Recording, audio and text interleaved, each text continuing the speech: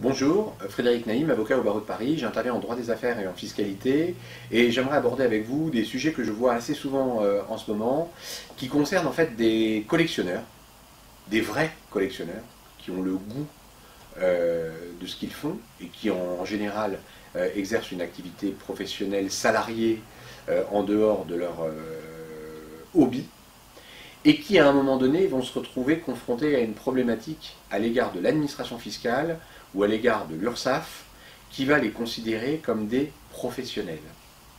Donc en gros, j'ai eu plusieurs dossiers de cette nature où en gros l'administration fiscale vient constater des flux importants d'argent et va donc considérer que le collectionneur est en fait un marchand d'art et le considérer comme un professionnel.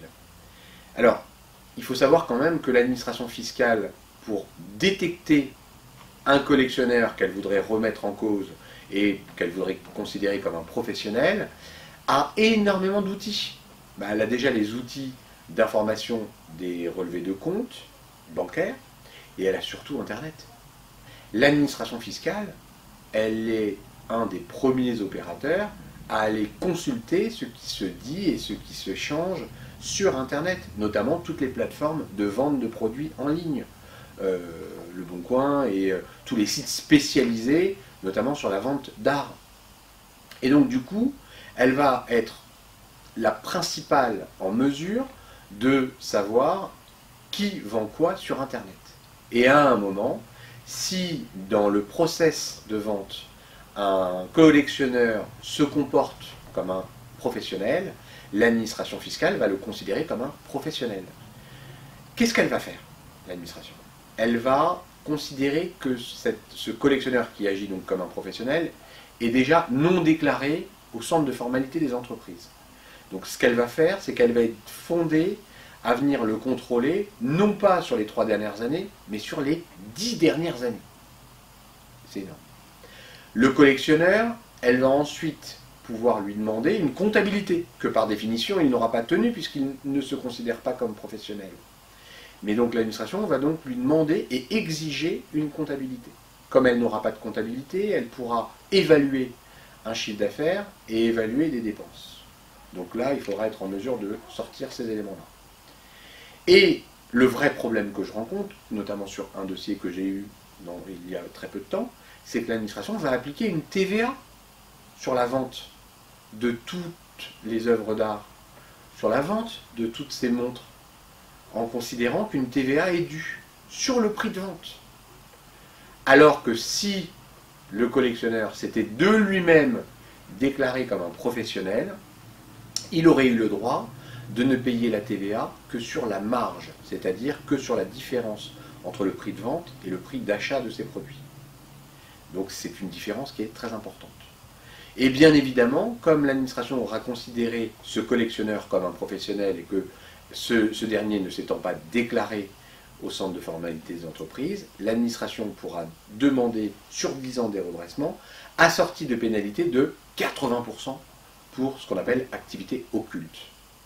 Donc il y a une vigilance absolue à avoir quand on est un collectionneur, mais qu'on commence à vendre régulièrement, bien sûr pour pouvoir acheter.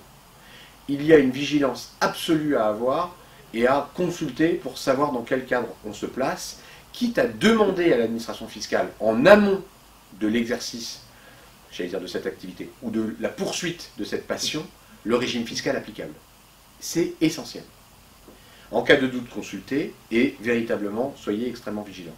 Si vous choisissez de ne pas demander l'avis de l'administration fiscale, en tout état de cause, conservez tous vos justificatifs.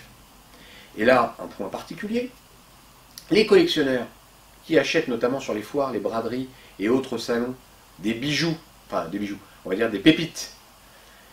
Bien évidemment que vous allez les acheter en espèces parce que la mamie ou le papy qui le vend à l'occasion d'une braderie vend cet objet, va le plus souvent vous demander des sommes en espèces pour être sûr de ne pas se faire avoir.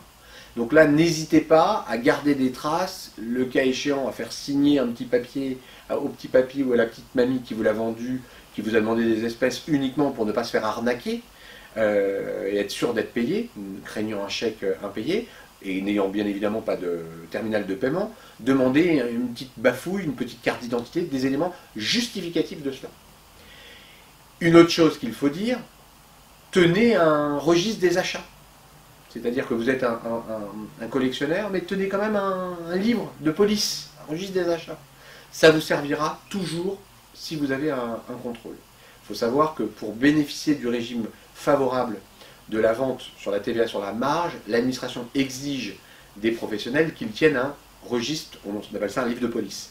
Et bien même là, si vous considérez comme un particulier et que vous agissez comme un collectionneur, n'hésitez pas à tenir ce registre de police. Voilà, j'espère que ces informations vous seront utiles et soyez extrêmement vigilants dans l'exercice de votre passion. À bientôt.